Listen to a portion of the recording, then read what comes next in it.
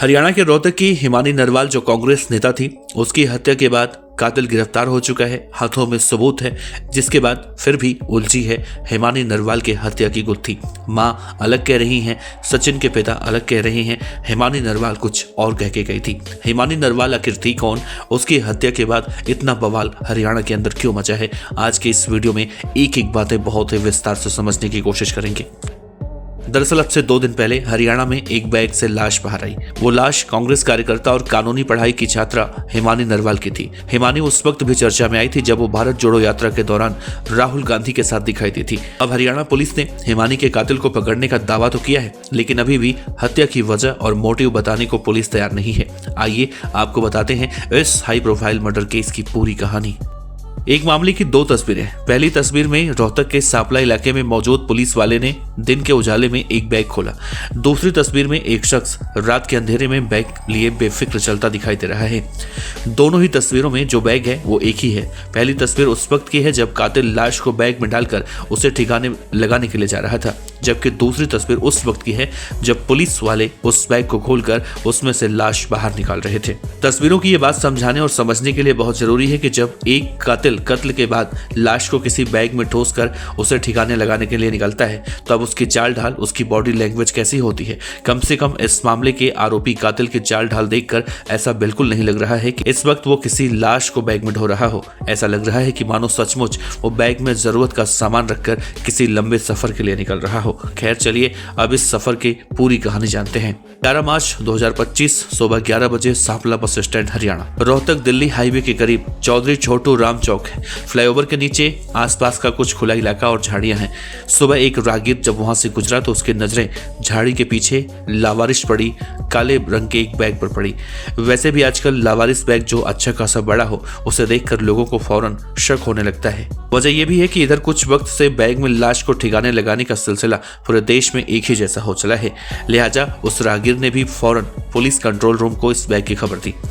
खबर मिलते ही मौके वारदात से कुछ ही दूरी पर मौजूद सांपला पुलिस स्टेशन की एक टीम फौरन मौके पर पहुंची। साथ में फॉरेंसिक टीम भी थी। मौके पर सचमुच एक काला बैग था और उसके वजन को देखकर पुलिस को अंदाजा हो चुका था कि अंदर क्या हो सकता है। लिहाजा पुलिस की टीम मौके पर पहुंचकर बैग खोलती है।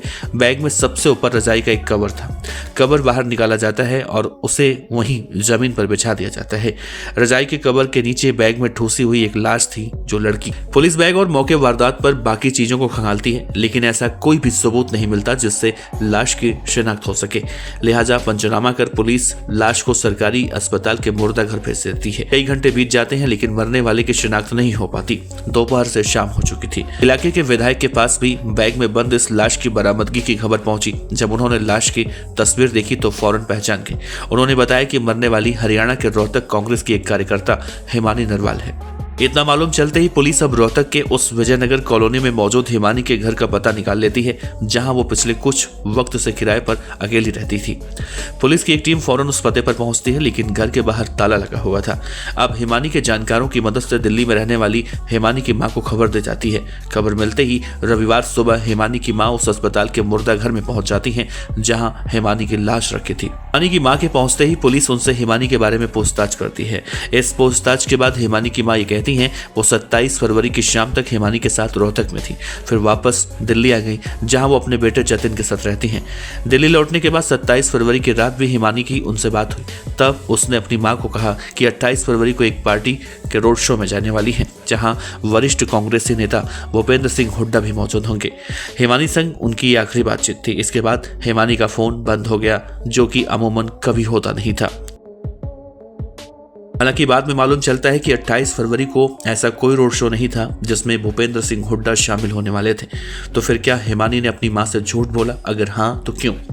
खैर, लाश की शिनाख्त होते ही अब पुलिस मामले की जांच शुरू कर देती है। सबसे पहले पुलिस की टीम हिमानी के विजयनगर कॉलोनी के इस घर पहुंचती है। हिमानी का मोबाइल नहीं मिलता। अब पुलिस सीसीटीवी कैमरों की मदद से कातिल तक पहुंचने की कोशिश शुरू कर देती है। इसी कड़ी में पुलिस को पहली कामयाबी मिलती है हिमानी के घर और रोहतक दिल्ली हाईवे के करीब, जहां से बैग बरामद हुआ था।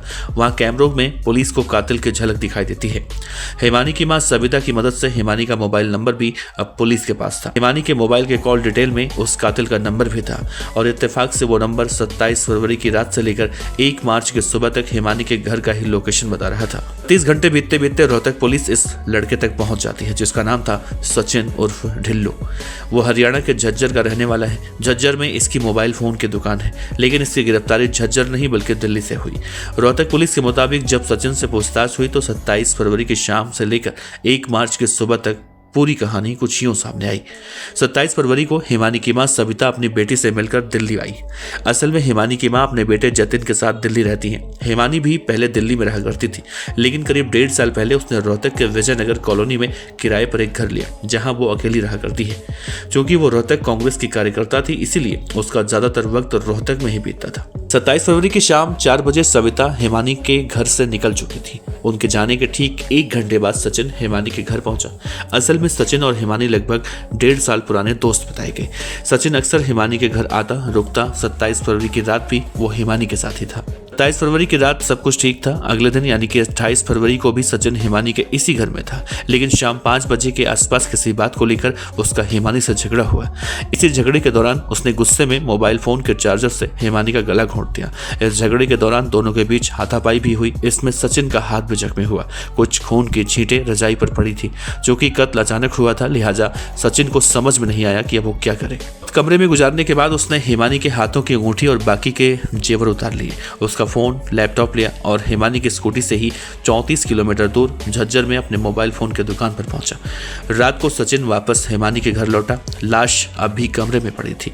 इत्तेफाक से हिमानी के कमरे में ही एक बड़ा सा बैग भी था, जिसे खुद हिमानी ने खरीदा था। सचिन ने उसी बैग में किसी तरह से हिमानी की लाश ठूस दी। इसके बाद खून लगे रजाई के कवर को भी उतार कर उसी बैग में डाल दिया। इसके बाद उसने एक ऑटो किया, उस ऑटो में बैग रखा और रोहतक दिल्ली हाईवे के करीब बस स्टॉप पर उतरा।